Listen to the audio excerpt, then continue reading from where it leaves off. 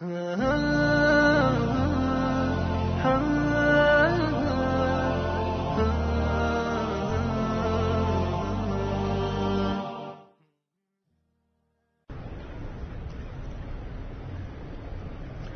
لله نحمده ونصلي على رسوله الكريم أما بعد فأعوذ بالله من الشيطان الرجيم بسم الله الرحمن الرحيم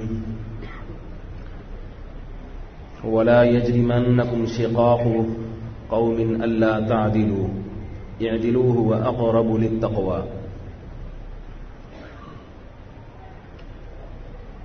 ولا يجرمنكم شنآن قوم على ألا تعدلوا اعدلوا هو أقرب للتقوى. قرآن مجید میں اللہ تعالیٰ کا ارشاد ہے یا ایھا الذین آمنوا کونوا قوامین بالقسط، اے ایمان والو انصاف کی بات کرو، اے ایمان والو انصاف کی بات کرو. ولا یجرمنکم شنآن قوم علی الا تعدلوا، اور کسی قوم کی دشمنی میں ایسا نہ ہو کہ تم عدل کے راستے کو چھوڑ دو، صحیح بات کہنا چھوڑ دو. ویسے تو یہاں جو اتوار کو درس چل رہا ہے وہ سورہ ملک پر درس چل رہا ہے، لیکن ابھی جو ملک کے حالات چل رہے ہیں، دھرنے، جلاؤ، گھیراؤ، پولیس کی طرف سے پھر مار کٹائی، تو بالکل دماغ کام نہیں کر رہا ہے. جو اصل ہمارا جو بیان چل رہا تھا اس موضوع پر بات کرنے کے لیے بالکل بھی دماغ جو ہے نا وہ سیٹ نہیں ہے. میں نے سوچا تھا کہ تھوڑا سا اسی ٹاپک پہ میں روشنی ڈال دوں کہ ہوتا کیا ہے اور نتائج کیا نکلتے ہیں.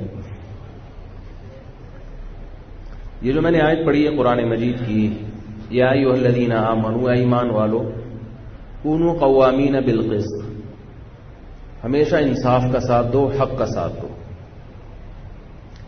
اور اللہ نے آگے کیا فرمایا، وَلَا يَجْرِمَنَّكُمْ شَنَآنُ قَوْمٍ، کسی قوم کی دشمنی میں انصاف کا راستہ نہیں چھوڑ دینا. دیکھیں قرآن مجید چونکہ ایک بلیغ کتاب ہے، جب قرآن کوئی آرڈر دیتا ہے تو اس کے بعد کسی بات کا جب تذکرہ کر رہا ہے تو اس کا مطلب اگلی بات کا پچھلی بات سے بڑا گہرا، بولو نا بھائی. جیسے میں اکثر نکاح کی آیت پڑھتا ہوں نا، اللہ نے فرمایا نکاح کرو، ان یکونوا فقراء، اگر فقیر ہو گئے تو اللہ غنی کر دے گا. اب نکاح کے بعد فوراً فقر کا ذکر کہ اگر غریب ہو گئے تو اللہ غنی کر دے گا. کیوں؟ اس لیے کہ نکاح کرنے کی جب بات آتی ہے تو سب سے پہلے نظر کہاں جاتی ہے؟ اپنی جیب پر، کہ کماتا کیا ہے. تو اللہ نے کیا فرمایا؟ چھوڑو اس کو، کماتا کیا ہوں، چھوڑ دو، غریب ہونا کر لو. تو ظاہر ہے دونوں میں بڑا گہرا ربط ہے. اللہ ہماری نفسیات کو جانتے ہیں، کیونکہ ایک عاقل بالغ آدمی صحت بھی ٹھیک ہو بھلا کیوں نہیں کرے گا نکاح؟ یہی مسئلہ ہے نا، خرچے بڑھ جائیں گے، اور تو کوئی مسئلہ نہیں، یہی مسئلہ ہوتا ہے. یہاں بھی اللہ نے کیا فرمایا، بھائی ایسا تو نہیں آدھا بیان رہ جائے، کیونکہ جمعے کا پھر وہ پتہ ہے آپ، بعض دفعہ ایسا ہوتا ہے پورا بیان ختم ہوتا ہے، آخر کی 2-3 باتیں ریکارڈ ہوئی ہوئی ہوتی ہیں، پھر وہ لوگ میرا سر کھاتے ہیں نا، آدھا کہاں گیا. تو بات کیونکہ آدھی اگر جائے گی نا تو پھر نہ ہی جائے تو اچھا ہے. بات بعض دفعہ اپلوڈ ہوتی ہے، آدھی ہوتی ہے آدھی نہیں ہوتی، تو اس سے غلط تاثر جاتا ہے، غلط میسج چلا جاتا ہے. تو بات یا تو پوری جائے یا بالکل بھی نہ جائے. تو اللہ تعالیٰ نے کیا فرمایا یہاں پر کہ اے ایمان والو انصاف کا راستہ مت چھوڑو. اور آگے کیا فرمایا، کسی قوم سے دشمنی تمہیں انصاف سے نہ ہٹا دے. کیا پتہ چلا کہ جب بھی آپ عدل کے خلاف بات کریں گے تو اس میں عصبیت کا بہت گہرا دخل ہوتا ہے، قوم پرستی، مسلک پرستی. یہ چیز ہے جو انسان کو حق بات سے روک دیتی ہے.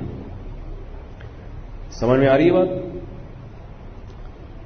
یعنی جج اگر فیصلہ کرے گا غلط، اس کے پیچھے تعلقات ہوں گے، کہ مجرم سے اس کے تعلقات ہیں، چاہے وہ مال کی بنیاد پر ہوں، قوم کی بنیاد پر ہوں کہ بھئی اپنا آدمی ہے.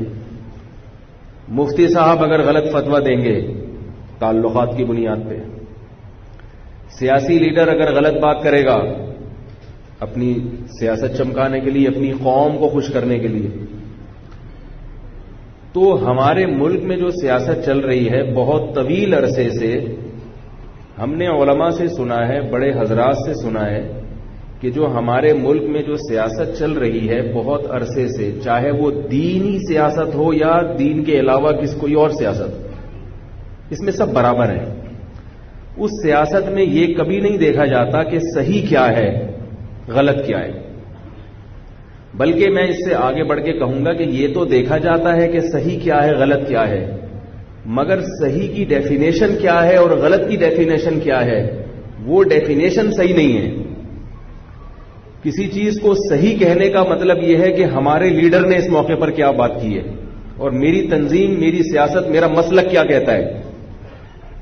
جو میرا مسلک کہتا ہے، جو میری سیاسی تنظیم کہتی ہے وہ بات صحیح ہے، اور جو میرے مخالف ہے، اپوزیشن میں ہے، اس کی ساری باتیں بولو نا بھائی غلط، اس کی ساری باتیں 100% غلط اور میرے والے کی ساری باتیں 100% صحیح.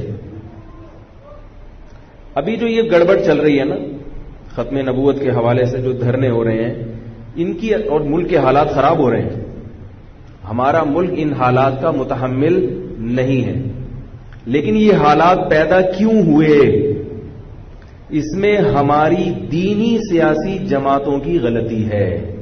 اگر ہماری دینی اور سیاسی جماعتیں پہلے اس مسئلے پہ نوٹس لے لیتی تو یہاں تک نوبت نہ پہنچتی.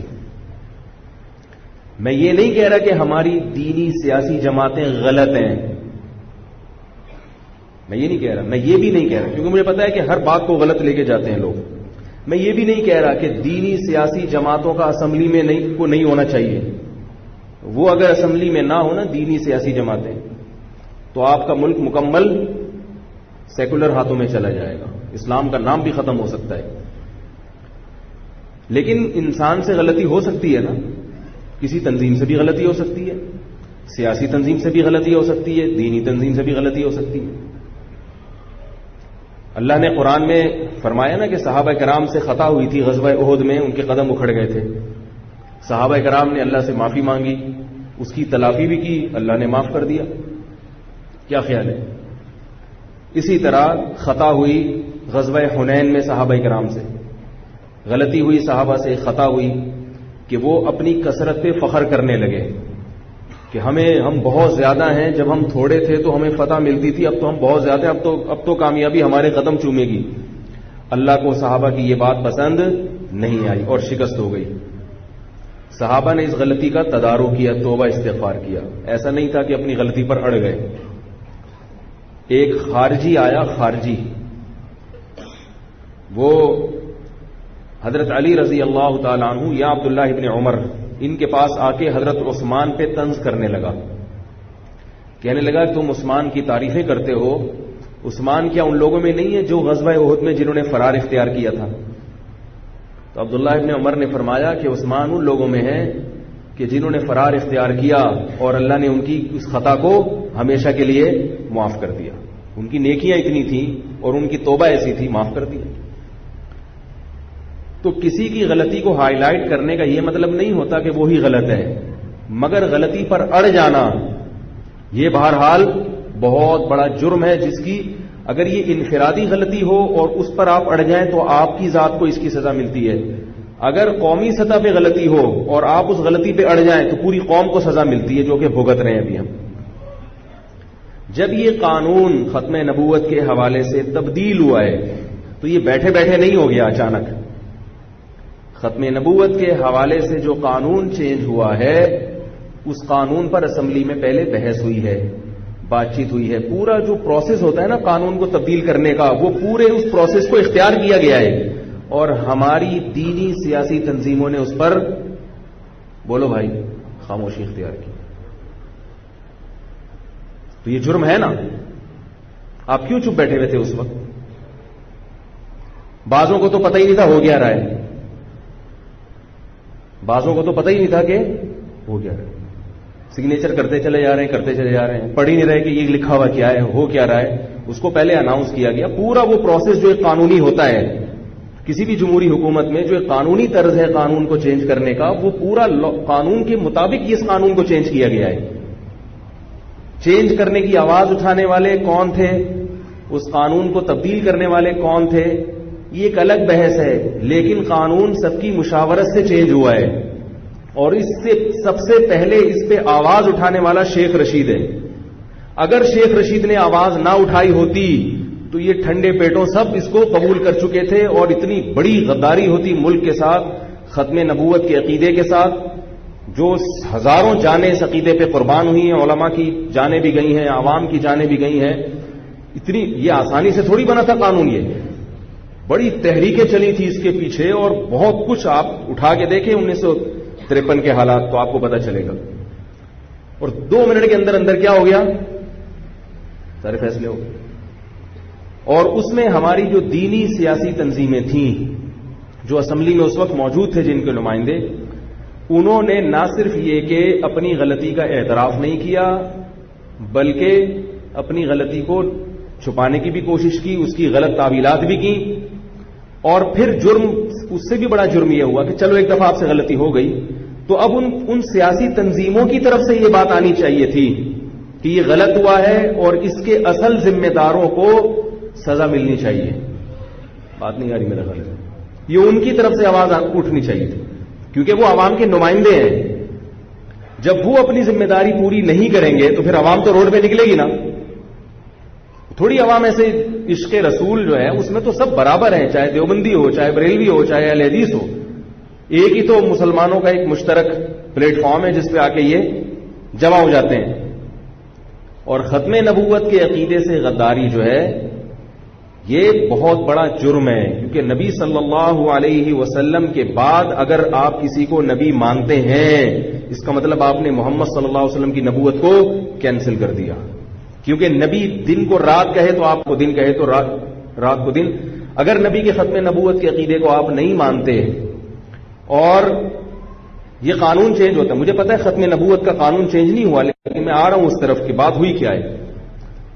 اگر آپ اس معاملے میں لچک اختیار کرتے ہیں اس کا مطلب آپ نے محمد صلی اللہ علیہ وسلم کی شریعت کو کالعدم کر دیا.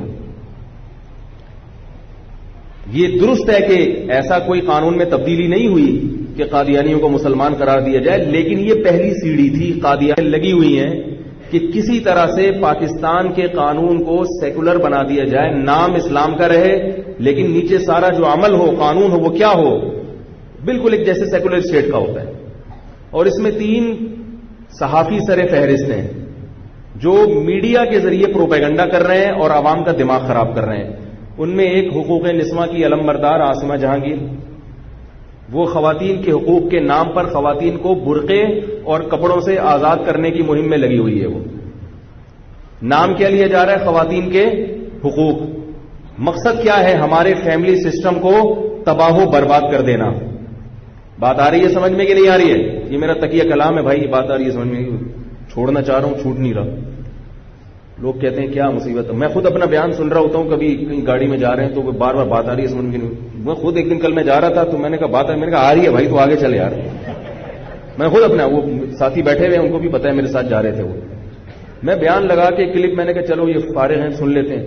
بار بار بات آ رہی ہے سمجھ میں کہ نہیں آ رہی. 3-4 دفعہ تو ہوا نا، میں نے کہا بھائی آ رہی ہے سمجھ میں، آگے چلو یار. تو وہ تقیہ کلام بن چکا ہے، کیا کریں، چھوڑنے کی کوشش میں ہے. تو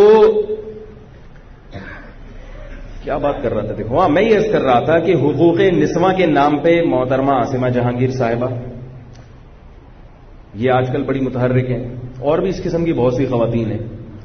حقوق نسواں کی جہاں بات ہوگی تو خواتین کے اصل حقوق دلانے کی بات نہیں ہوتی. عورت کو اتنا آزاد کرو کہ مرد کی دسترس سے باہر نکل جائے، بے لگام ہو جائے، تاکہ آپ کا جو فیملی سسٹم ہے، خاندانی نظام ہے، وہ کیا ہو جائے، تباہ و برباد ہو جائے. جاب، خواتین سب جاب کریں، مرد روک نہیں سکتا. اسلام میں کیا ہے، شوہر بیوی کو جاب کرنے سے روک سکتا ہے. یہ اسلام کا لگا بندہ قانون ہے، بالکل واضح نصوص ہیں اس بارے میں، دو رائے نہیں ہو سکتی. کیونکہ گھر جو ہے نا، نئی نسل کہاں سے چلتی ہے؟ وہ گھر سے پیدا ہوتی ہے. جتنے بھی بڑے بڑے لوگ ہیں وہ پہلے تو گھر کی بچپن کی گھر کی زندگی ہوگی نا. گھر میں ان کی رکھوالی کرنے والا کوئی نہیں ہوگا. اماں بھی جاب پہ گئی ہوئی، ابا بھی جاب پہ گئے ہوئے ہیں اور بچے کو آیا پال رہی ہے، معاملہ خراب ہو جائے گا. آیا بھی جاب پہ آئی ہوئی ہے یہاں پہ، وہ اپنے بچے کسی اور کے حوالے کر کے آئی ہے. تو ابھی یہ میرا ٹاپک نہیں ہے، میں اس کو زیادہ نہیں چھیڑوں گا. دوسرے ایک ہمارے انتہائی قابل احترام ہیں نجم سیٹھی صاحب. میں نے ان کے مختلف پروگرام سنے ہیں. بے انتہا جھوٹ بولنے والا آدمی ہے وہ. اگرچہ ممبر اس کام کے لیے میں استعمال نہیں کرتا، لیکن آج تپے ہوئے ہیں تو تھوڑا سا برداشت کر لیں. یہ میں بتا رہا ہوں ہو کیا رہا ہے. تو یہ اس قسم کے اور بہت لوگ ہیں جو میڈیا میں سرگرم ہیں، اور ان کی جو جڑیں ہیں بہت مضبوط ہیں. این جی اوز جو ہمارے ملک میں باہر دوسرے ممالک کی جو این جی اوز ہمارے ملکوں میں کام کر رہی ہیں مدد کے نام پر، وہ بھی ہمارے فیملی سسٹم کو تباہ کرنے کی کوشش کر رہی ہیں. کیونکہ خاندانی نظام اگر ہمارا برباد ہو گیا تو غیرت معاشرے سے ختم ہو جائے گی. چچا مامو تایا پپا ہی نہیں رہیں گے تو یہ پھر جو جدھر چاہے پھر یہ ختم نبوت کیا ہوتا ہے اور یہ ساری یہ سب فضول باتیں لگیں گی. تو اس قسم کے جو اینکرز ہیں نا، ان سے آپ لوگ ہوشیار رہیں.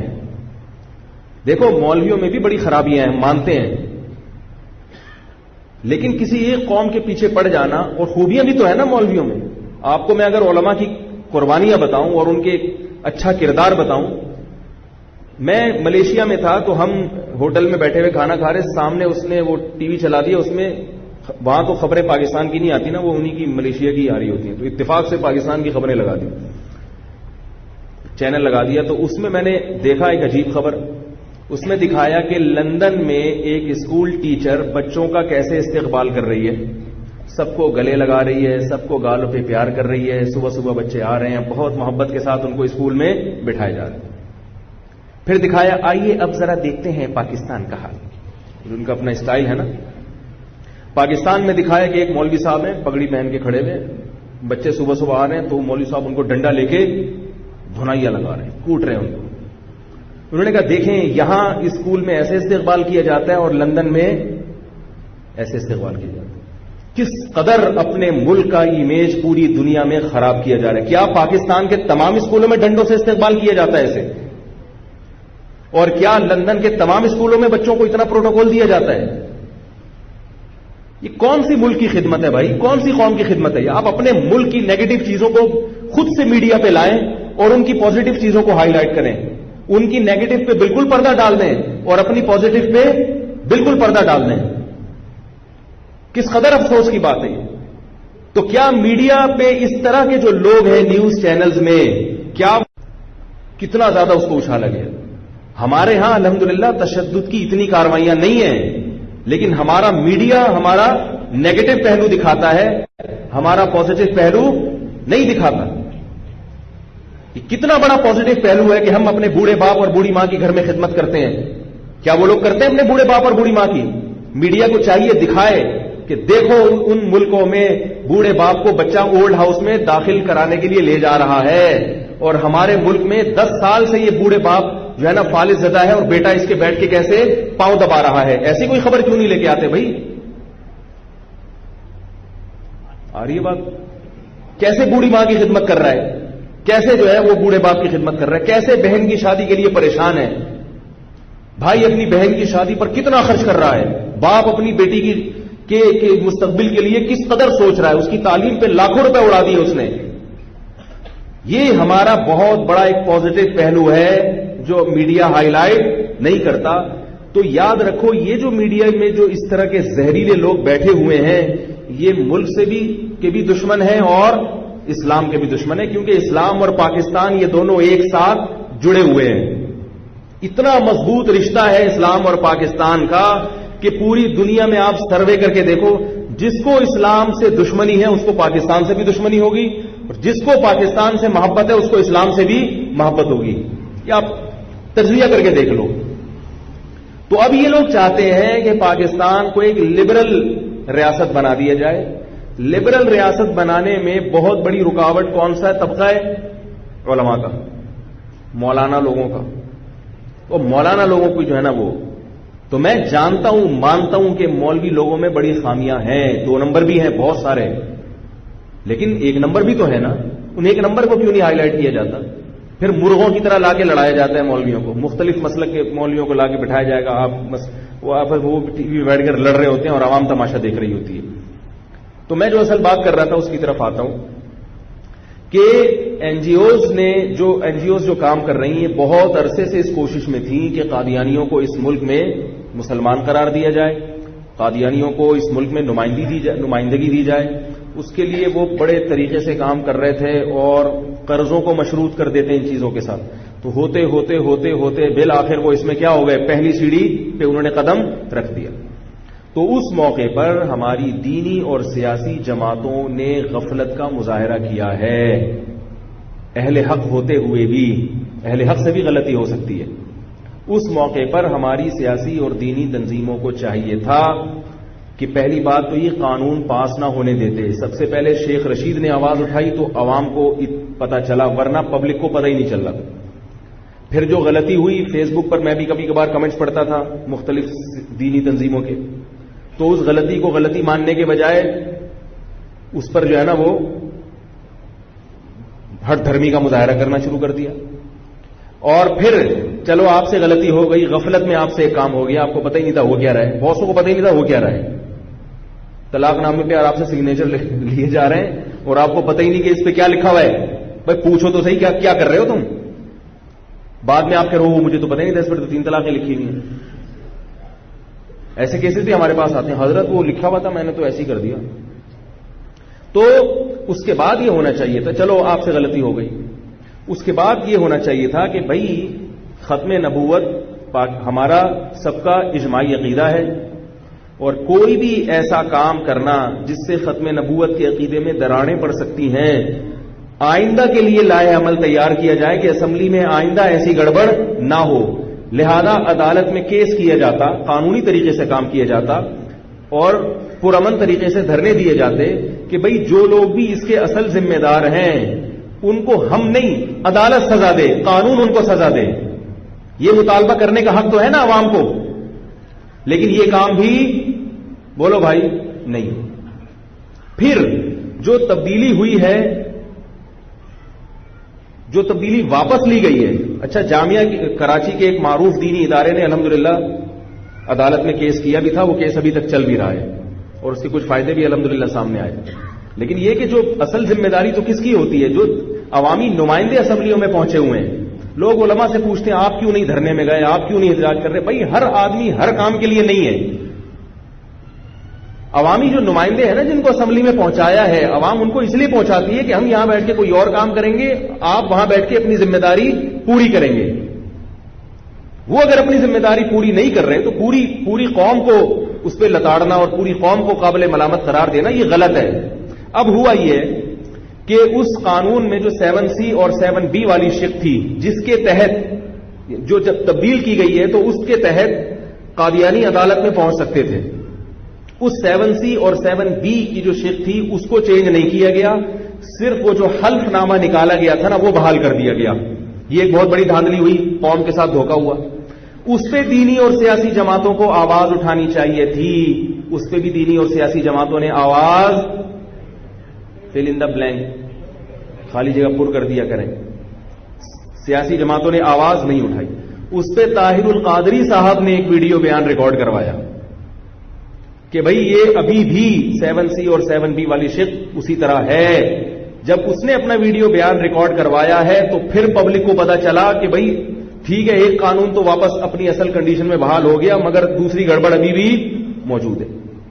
تو یہ طاہر القادری ویڈیو ریکارڈ کروا رہا ہے، جبکہ یہ آواز کس کو اٹھانی چاہیے تھی؟ بولو نا بھائی، جو اسمبلی میں بیٹھے ہیں، جن کو آپ نے ووٹ دے کر اب وہاں تک پہنچایا. اور شہباز شریف نے یہ آواز اٹھائی کہ جو اس قانون کو تبدیل کرنے کے اصل ذمہ دار ہیں ان کو اسمبلی سے باہر نکالا جائے. جب اس نے یہ آواز اٹھائی تھی تو شہباز شریف سے سینکڑوں اختلافات کے باوجود اس معاملے میں اس کے مطالبے کی حمایت کرنی چاہیے تھی. کیا خیال ہے بھائی؟ جو بھی بات صحیح کہہ رہے ہیں، جو اگر صحیح کہہ رہے ہیں تو جو بھی ہو آپ کو اس کو اپریشیٹ کرنا چاہیے نا. لیکن عجیب بات ہے کہ اس کی بات بھی کیا ہو گئی؟ دب گئی. تو جب آپ ایک قانونی طریقے سے کام نہیں کریں گے اور معاملہ ہے ختم نبوت کا، اور ہمیں یہ بھی پتا ہے، عوام کو یہ بھی معلوم ہے کہ یہ پہلی سیڑھی ہے، اس کے بعد بھی بہت کچھ ہوگا، اور اس طرح کے لوگ اسمبلیوں میں گھسے ہوئے ہیں، اس طرح کے لوگ بیوروکریسی میں گھسے ہوئے ہیں، ایسے لوگ بھی ہیں جو کھل کے بیان دے رہے ہیں کہ قادیانی مسلمان ہیں، ایسے لوگ بھی موجود ہیں۔ تو جب عوام کو یہ پتا چلے گا تو عوام پھر اپنے جذبات کا اظہار اسی طریقے سے کرے گی جیسے کہ ہو رہا ہے۔ تو اب جو لوگ یہ کہہ رہے ہیں کہ یہ دھرنے والے غلط کر رہے ہیں، اگر یہ دھرنے والوں کا طریقہ کار غلط ہے تو ان لوگوں کا طریقہ کار بھی غلط ہے جنہوں نے عوام کو یہاں تک نکلنے پر مجبور کیا ہے، ان کا بھی طریقہ کار غلط ہے۔ کیونکہ آپ جب ایک دیکھو، قرآن مجید کی ایک آیت ہے وَلَكُمْ فِي الْقِصَاصِ حَيَاةٌ يَا أُولِي الْأَلْبَابِ۔ عرب میں کیا ہوتا تھا کہ جو قاتل تھا نا، قاتل، اس کو سزا نہیں ملتی تھی، اس کو مقتول قاتل جو ہے نا، قاتل کے ورثہ اس کو چھپا لیتے تھے۔ نتیجہ کیا نکلتا تھا؟ اب جس کا بندہ قتل ہوا ہے اس کے دل میں جذبات تو تھے کہ میرے باپ کو مارا، میرے بھائی کو مارا، وہ نتیجتاً کیا کرتا تھا کہ پھر قاتل کا کوئی بھی رشتہ دار ملتا اس کو مار دیتا، جو کہ یقیناً ظلم تھا، جو کہ یقیناً غلط تھا۔ لیکن یہ ظلم کر کیوں رہا ہے وہ؟ اس لیے کہ ایک ظلم ہو رہا ہے کہ اس کا قریبی رشتہ دار قتل ہوا اور اصل قاتل کو، اصل مجرم کو سزا نہیں دی جا رہی۔ پھر جب اس کے بھائی کو قتل کرتا تھا تو وہ جو قاتل تھا، پہلا قاتل، اس کے وارثوں کو، رشتہ داروں کو خیال آتا تھا کہ ہمارے دوسرے بھائی کو قتل کیوں کیا؟ وہ اٹھ کے کیا کرتے تھے؟ مقتول کے خاندان کے کسی دوسرے آدمی کو قتل کر دیتے تھے، اور پھر لا متناہی جنگ کا سلسلہ شروع ہو جاتا تھا، جو آج بھی بعض علاقوں میں اسی طرح سے ہو رہا ہے کہ قاتل کو چھپا لیا جاتا ہے، اس کو سپورٹ کیا جاتا ہے، تو پھر مظلوم اپنا جو ہے نا، اپنے جو ایک جذبات ہیں ان کا اظہار پھر غلط طریقے سے شروع کر دیتے ہیں۔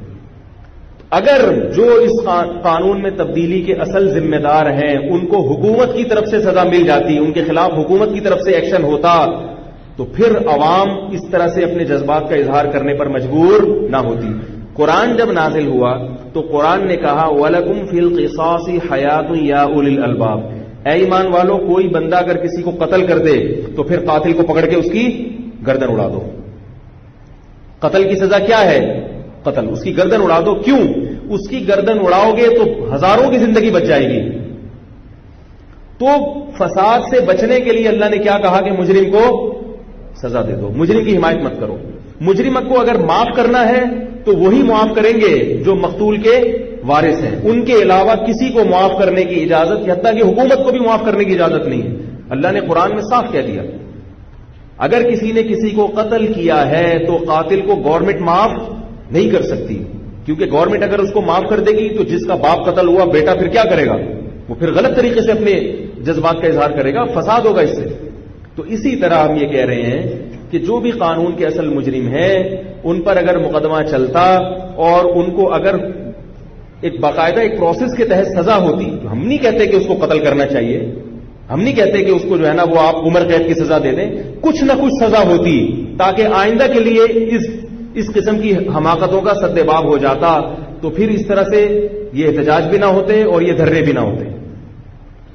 چونکہ یہ ہمارے جو لوگ اسمبلی میں پہنچے ہوئے ہیں ان کا جرم ہے، تو نتیجے میں عوام کیا کر رہی ہے؟ احتجاج۔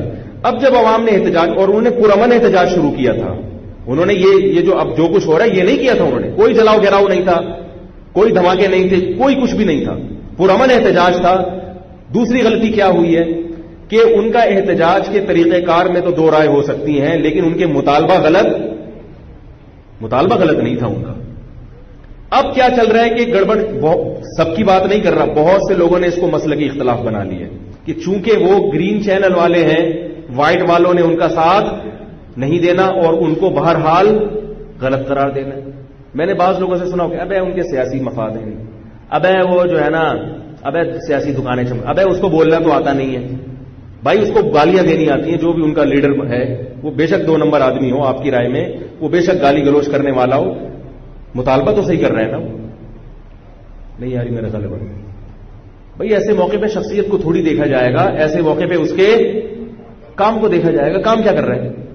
اور دوسری بات یہ کہ آپ کو یہ چاہیے کہ آپ اعتراف کریں کہ ہم سے کچھ غلطیاں ہوئی ہیں جس کے نتیجے میں یہ کچھ ہو رہا ہے۔ تو اب ہماری ذمہ داری کیا ہے؟ یہ بڑا مشکل سوال ہے۔ پہلی ذمہ داری تو ہماری یہ ہے کہ ہم اپنے سیاسی قائدین کو اس بات کی طرف لے کر آئیں کہ آپ ہر چیز سے اپنی قوم کو بیدار رکھا کریں، اندھیرے میں بیٹھ کے کام نہ کیا کریں اور اسمبلی میں جاگ کے بیٹھا کریں.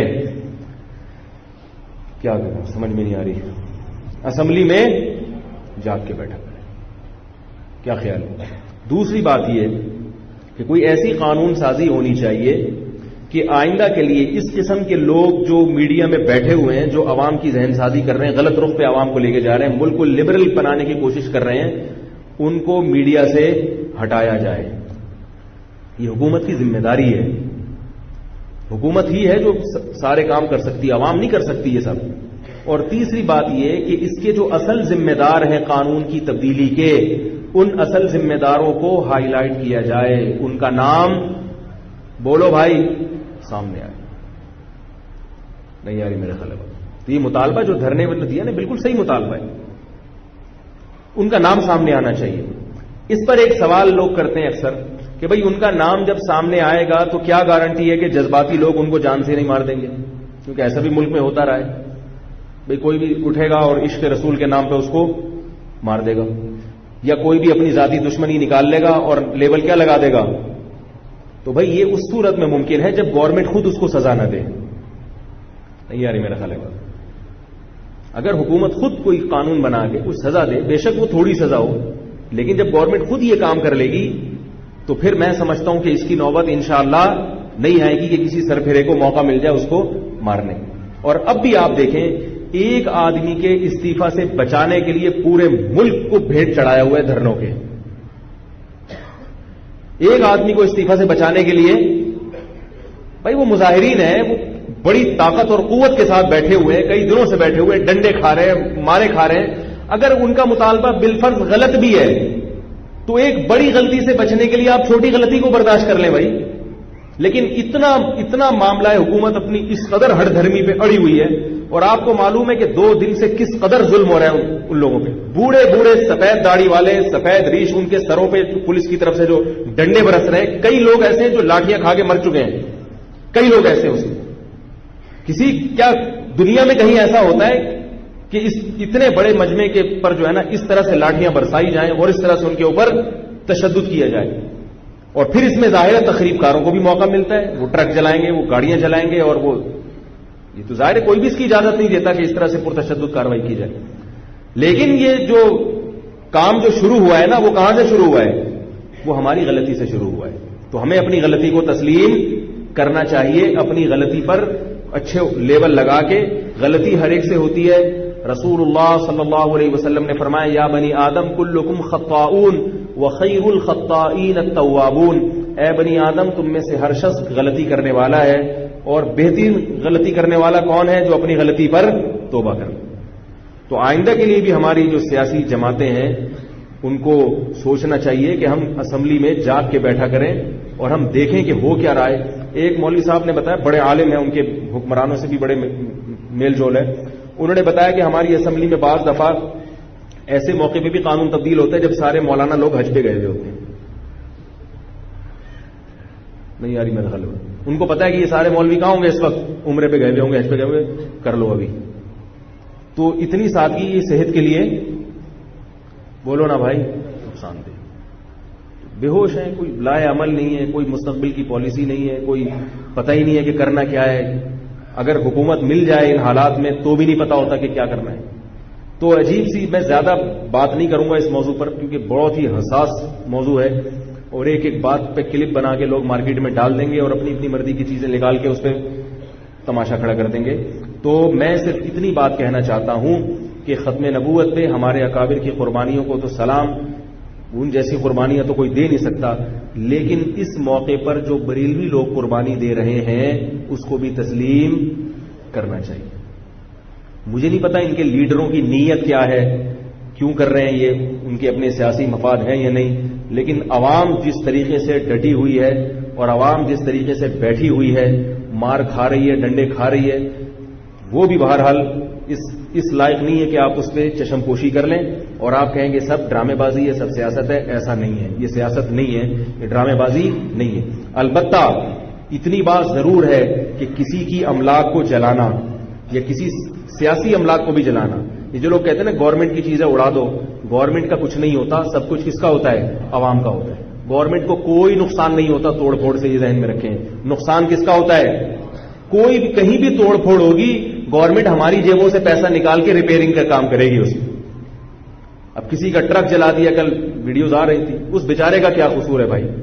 ہو سکتا ہے وہ آپ سے بڑا عاشق رسول ہو سکتا ہے وہ آپ سے بڑا عاشق رسول، آپ نے اس کا ٹرک جلا دیا. ہو سکتا ہے کہ آپ نے کسی کی گاڑی جلا دی، آپ نے کسی کی موٹر سائیکل جلا دی، یا آپ نے حکومت کی کوئی املاک پکڑ کے جلا دی، تو گورنمنٹ تو فوراً آپ سے پیسہ لے کے وہ بیت المال سے لے گی، اور بیت المال کو بھرے گی کس سے؟ آپ کے پیسوں سے. تو پرتشدد کاروائیاں وہ تو کسی بھی صورت میں جائز نہیں ہے، لیکن پرامن طریقے سے دھرنا دینا یا پرامن طریقے سے مارچ کرنا یہ جمہوری حکومت میں عوام کا آئینی اور قانونی حق ہے. لوگ ہم سے ایک سوال پوچھتے ہیں کہ یہ روڈ بند کر کے سڑک پہ آ کے بیٹھ جانا، کیا اس سے تکلیف نہیں ہوگی جو روڈ سے گزرنے والے ہیں؟ تو میں ان سے کہتا ہوں ٹھیک ہے، عوام کو اپنا احتجاج ریکارڈ کروانے کا آپ کوئی متبادل طریقہ بتا دیں تو پھر ہم کہیں گے کہ دھرنا دینا کیا ہے؟ غلط ہے. پوری دنیا میں ہے، یورپ امریکہ میں بھی ہے، پاکستان میں بھی ہے، پوری دنیا میں جمہوری طرز حکومت میں عوام جب بھی کوئی احتجاج کرے گی تو پرامن طریقے سے احتجاج کرنا، روڈ پہ آ کے بیٹھ جانا، یہ عوام کا بنیادی حق ہے. اور اس کے نتیجے میں جو نقصانات ہوتے ہیں وہ ضمنی نقصانات ہیں، ان نقصانات کو بڑے نقصانات سے بچنے کے لیے برداشت کیا جائے گا. دیکھو ایک ایمبولینس جا رہی ہوتی ہے تو آپ ایمبولینس کو راستہ دیتے ہو کہ نہیں دیتے؟ حالانکہ آپ کو بھی آفس میں دیر ہو رہی ہے، لیکن ایمبولینس کو راستہ کیوں دیا جا رہا ہے؟ کہ آپ اگر آفس میں لیٹ پہنچ گئے تو یہ اتنا بڑا نقصان نہیں ہے، مریض اگر ہسپتال میں لیٹ پہنچا تو یہ زیادہ بڑا نقصان ہے، اور ایمبولینس کی وجہ سے بعض دفعہ ٹریفک جیم بھی ہو جاتا ہے. تو اگر آپ جو مطالبہ کر رہے ہیں وہ واقعی بہت ہی حساس نوعیت کا ہے، بہت ہی جو ہے نا وہ سیریس ہے وہ مطالبہ، اور اس ملک اور قوم کی خیر خواہی میں وہ مطالبہ، تو اس کے لیے دھرنا دینا، اس میں اگر وقتی طور پر روڈ بند ہو جاتا ہے یا وقتی طور پر کسی کو نقصان ہوتا ہے تو یہ عارضی اور وقتی نقصان ہے جو بڑے مفاد کی خاطر برداشت کیا جائے. اب یہ جو ٹی وی کے اینکرز ہیں نا یہ بھی سوال اٹھا رہے ہیں کہ دیکھیے کتنے لوگ جو ہے نا اس کی وجہ سے پریشان ہو رہے ہیں اور کتنے لوگ اس کی وجہ سے یہ ہو رہے ہیں. تو بھائی حکومت کو چاہیے کہ ان کا مطالبہ مان لے تاکہ لوگ پریشان نہ ہوں. عجیب بات ہے، غلط سمجھا نہیں پا رہا میں اپنی بات سے. اب میں یوں کہا کروں گا میں سمجھا نہیں پا رہا. اگر میں یوں کہوں کہ آپ کی سمجھ میں نہیں آ رہا تو اس کا مطلب ہے معاذ اللہ میں آپ پر تانا دینا. تو میں یوں کہوں گا کہ میں اپنی بات شاید سمجھا نہیں پا رہا تو وہ حکومت مان لینا. اور میں نے یہ سنا ہے کہ جو ان پہ ظلم ہوا ہے نا آرمی نے مداخلت کر کے پرتشدد یہ جو اس احتجاج کو جو روکنے کی پرتشدد طریقے سے جو کوشش ہو رہی تھی یہ آرمی نے اس کو رکوایا ہے. تو اگر آرمی نے یہ کام کیا ہے تو بہت اچھا کام کیا ہے. تو ان کی بات سننی چاہیے کہ وہی کیا کہہ رہے ہیں وہ، ان سے کے مطالبے کو اگر وہ جائز مطالبہ ہے تو اس کو تسلیم کرنا چاہیے. اور اب تو یہ صورت جب معاملہ شروع میں ہی نمٹ جاتا تو یہاں تک نوبت نہ آتی. اب تو جذباتی لوگوں کو بھی موقع ملے گا، وہ بھی آئیں گے، اور ظاہر ہے ہر آدمی پھر اپنی ٹھڑک پوری کرتا ہے ایسے مواقع میں جا کے. وہ کیا کریں گے؟ اب جو ملک دشمن عناصر ہیں وہ بھی گھسنے کی کوشش کریں گے کہ ملک کو آگ لگا دو. تو یہ سب کچھ ہوتا ہے جب اس قسم کی چیزوں میں گورنمنٹ اگر اپنی ذمہ داری ادا نہ کرے اور سنجیدگی کا مظاہرہ نہ کرے تو پھر ملک دشمن عناصر بھی آہستہ آہستہ اس میں شامل ہونا شروع ہو جاتے ہیں. تو اس لیے یہ میں نے اس لیے بات کی ہے کہ اگرچہ یہ میرا موضوع نہیں تھا آج، لیکن یہ کہ دماغ کام نہیں کر رہا کہ یہ ہو کیا رہا ہے ملک میں، اور پھر ہماری ذمہ داری کیا ہے، اب ہم کیا کریں. اب اتنی پریشانی ہے کہ اگر دھرنے میں شرکت کی بات کرتے ہیں عوام سے تو شرکت کی جہاں بات کریں گے تو پرتشدد کارروائیاں بھی اس میں شروع ہو گئی. اب میں لوگوں کو کہتا ہوں کہ بھائی یہ جو دھرنے والوں کا مطالبہ تھا یہ مطالبہ بالکل درست تھا اور یہ دھرنا بالکل درست تھا، لیکن اب جس نہج پہ دھرنے کا جو پوائنٹ چل پڑا ہے اب اس میں نہیں پتا کہ کیا ہوگا. اب اس دھرنے میں شرکت کی جائے یا نہیں کی جائے، کرنے سے فائدہ ہوگا یا نقصان ہوگا. اب اس بارے میں کیا ہوں، خاموش ہوں، مجھے نہیں پتا، کیونکہ اب پتہ نہیں کس طرف کو جو ہے نا رخ جا رہا ہے. تو زیادہ مسئلہ خراب ہوا، گورنمنٹ بھی اڑی ہوئی اپنی بدماشی پہ اور وہ لوگ بھی اڑے ہوئے ہیں. تو اب کہیں ایسا نہ ہو کہ حکومت ہی کا خاتمہ ہو جائے. حکومت کے خاتمے سے ملک کو فائدہ نہیں ہوگا، نقصان ہوگا، یہ ذہن میں رکھیں آپ. بعض لوگ فوراً بیٹھ کے تجزیہ کرتے ہیں چاہو بھاڑا میں اس کو اڑا دو حکومت میں. بھلے کہتے ہیں بھائی بھاڑ میں. او بھائی حکومت جب الٹ پلٹ ہوتی ہے نا تو پورا ملک اندر سے ہل جاتا ہے. آپ کو پتا ہے کہ ابھی مسلم لیگ نون کا جب خاتمہ ہوا ہے, ٹھیک ہے کرپشن کا الزام تھا, جو بھی تھا, ہونا چاہیے نہیں ہونا چاہیے اس کا خاتمہ, وہ ایک الگ بحث ہے, لیکن بہرحال ملک پیچھے چلا گیا ہے ہمارا. یہ آپ کے کیونکہ ہم تو یہیں بیٹھے ہوئے ہیں نا, ہم تو اپنے جا رہے ہیں رکھے ٹیکسی میں جا رہے ہیں, صبح صبح واپس آ رہے ہیں, ہمیں تو پتہ نہیں ہوتا. لیکن جو ملک کی اکانومی ہے وہ دڑام سے نیچے آتی ہے. دیکھو انڈیا میں کیا ہوتا ہے, انڈیا میں ایک شخص وزیر اعظم بنتا ہے, چاہے وہ جیسا مرضی ہو اس کو 5 سال پبلک برداشت کرتی ہے, جیسا بھی ہے, اگلی دفعہ میں سوچیں گے. ہمارے ہاں بنتا ہی نہیں ہے, پتہ نہیں چلتا کون بنے گا. جو بنتا ہے تو اسی دن سے اس کی ٹانگیں کھینچنا شروع. وہ بھائی اس کو کچھ کام تو کرنے دو اللہ کے بندو. چلو دھاندلی سے آیا, وہ غلط طریقے سے آیا, اب آ تو گیا نا, اب اگلی دفعہ سوچنا آپ ٹھیک ہے کیس چلاؤ اس کے خلاف عدالت میں, آئندہ کے لیے تاکہ مسئلہ خراب. اس کو حکومت ہی نہیں کرنے دیتے پورے طور پر. بھائی کسی بھی ملک میں کرپٹ حاکم آ جائے نا یہ بہتر ہے اس سے کہ سرے سے کوئی حاکم موجود ہو ہی نہیں, اور حاکم ہو تو اتنا کمزور ہو کہ وہ کوئی فیصلہ ہی نہیں کر سکتا ہو. یہ تو بالکل ہی عجیب سی بات بن جاتی ہے. تو یہی ابھی ہمارے ملک کی ایک سیاست چل رہی ہے. اللہ تعالی ہمارے حکمرانوں کو بھی ہدایت دے اور ہماری سیاسی تنظیموں کو بھی ہدایت دے. اور جو میں نے بات شروع کی تھی کہ ہماری جو سیاسی تنظیمیں ہیں وہ کیا کرتی ہیں کہ ان کے ہاں صحیح اور غلط کا جو معیار ہے وہ کیا ہے کہ جو میرے لیڈر کا بیان ہے وہ صحیح ہے, جو اپوزیشن لیڈر کا بیان ہے وہ کیا ہے غلط. پی ٹی آئی والا مولانا فضل الرحمان کو گالیاں دے گا اور جمعیت والے پی ٹی آئی کے ہر اچھے کام کو بھی بولو نا بھائی. اب بلوایا ہے تو پھر سنو نا. سیاسی باتیں میں کرتا نہیں ممبر میں بیٹھ کے, میری عادت نہیں ہے, لیکن ہو یہ میں صوبہ سرحد گیا تو میں نے پی ٹی آئی کے بعض بہت اچھے کام دیکھے وہاں پہ. پی ٹی آئی کے بعض بہت اچھے کام دیکھے میں نے وہاں پہ. لیکن میں نے دیکھا کہ جو اپوزیشن میں تھے, چاہے وہ جمعیت کے ہوں یا جماعت اسلامی کے ہوں یا مسلم لیگ نون کے ہوں, کوئی بھی تھے, وہ ان اچھے کاموں پہ کہتے ہیں ابے یہ سب ڈرامے بازی ہے, ابے یہ سب ڈرامے بازی. اسی طرح جمعیت والوں نے بھی بعض اچھے کام کیے. مولانا فضل الرحمان پر الزام ہے کہ وہ ڈیزل چوری کرتے تھے, اس الزام کا وہ کئی بار جواب دے چکے ہیں, مگر پی ٹی آئی والے اس جواب کو تسلیم کرنے کے لیے تیار نہیں ہیں. مولانا فضل الرحمان جو مرضی ہوں چور نہیں ہے, یہ میں بتا دوں آپ کو, ممبر پہ بیٹھ کے کہہ رہا ہوں. آپ ان کو جو مرضی کہیں, ان کی پالیسیوں کو آپ غلط کہہ سکتے ہیں, یہ کہہ سکتے ہیں کہ اسمبلی میں جب یہ قانون بننا تھا تو وہ سو رہے تھے, سب الزام لگائے جا سکتے ہیں. لیکن مولانا فضل الرحمان کو جو علماء ذاتی طور پر جانتے ہیں, ان کے قریب رہے ہیں, بڑے بڑے لوگ, وہ کہتے ہیں یہ آدمی چور, بولو نا بھائی, نہیں آپ نہ دیں ووٹ ان کو, چور نہیں. اسی طرح عمران خان کو یہودیوں کا ایجنٹ کہنا میں سمجھتا ہوں یہ بھی غلط ہے. یہ بہت بڑی گالی ہے کسی کو یہودیوں کا ایجنٹ کہنا. تو ہماری جو سیاست چل رہی ہے وہ ایک دوسرے کو ٹانگیں کھینچنے پر چل رہی ہے. مولانا فضل الرحمان کا بھی بہت بڑا کردار ہے ملک میں اسلام کی بقا کے لیے, مدارس کی بقا کے لیے, اس کردار کو ماننا چاہیے. اور اگر پی ٹی آئی نے کوئی اچھے کام کیے ہیں تو اس اچھے کام کو بھی بہرحال آپ جاؤ. صوبہ سرحد میں تو ایف آئی آر کٹانا کتنا آسان ہو گیا ہے, اب اسکولوں کا سسٹم بہت اچھا ہو گیا صوبہ سرحد میں.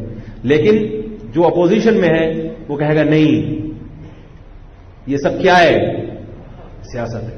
تو بھائی جو اچھا کام ہے اس کو تو, ہاں یہ الگ بات ہے کہ آپ پھر مختلف سیاسی تنظیموں میں آپ یہ فیصلہ کرو گے کہ بھائی کون ہمارے ملک کے لیے زیادہ خیر خواہ ہے, اور کام تو سارے سب نے کچھ نہ کچھ اچھے بھی کیے ہوتے ہیں, کچھ نہ کچھ گندے بھی کیے ہوتے ہیں. ٹھیک ہے, دودھ سے دھلے ہوئے. ایک صاحب وہاں صوبہ سرحد میں بیٹھے, مجھے کہنے لگا وہ اس نے, وہ چھوڑے میں نام نہیں لیتا تنظیموں کا, وہ اس نے یہ کیا ہوا ہے. میں نے کہا اس نے جو یہ کیا ہوا ہے تو جس تنظیم میں تم جا رہے ہو اس نے اس سے بڑے بڑے جرائم نہیں کیے ہوئے, اس نے بھی تو اس سے بڑے بڑے کام کیے ہوئے. تو اپنا جو ہے نا, اپنی ہر برائی, وہ میں ساس بہو کا نہیں سناتا, دوبارہ سنا دوں. ساس بہو کی مثالیں ایسی ہر جگہ فٹ آتی ہیں. پی ٹی آئی پہ جمعیت پہ بھی فٹائیں گی, مسلم لیگ نون پہ بھی فٹائیں گی, پیپلز پارٹی پہ بھی فٹائیں گی.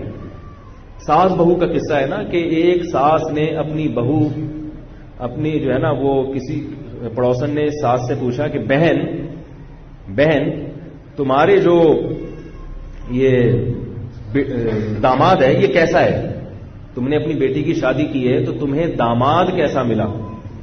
تو اس نے جواب میں کہا کہ بہن کیا بتاؤں, اتنا اچھا داماد کہ میری بیٹی 12 بجے تک سوتی ہے، الحمدللہ اس کو کچھ بھی نہیں کہتا، اپنی مرضی سے میری بیٹی اٹھتی ہے، اپنی مرضی سے سوتی ہے، اتنا اچھا داماد ہے۔ اچھا بہن تمہیں بہو کیسی ملی؟ کہ کمبخت 12 بجے تک سوتی پڑی رہتی۔ یہ چل رہا ہے ہماری سیاسی جماعتوں میں، اور ہمارے مسلکوں میں بھی یہی چل رہا ہے۔ میں اگر وائٹ چینل کا ہوں تو گرین والے کا ہر کام مجھے کیا لگے گا؟ برا لگے گا، اور اگر میں گرین میں ہوں تو مجھے وائٹ والے کا ہر کام کیا لگے گا؟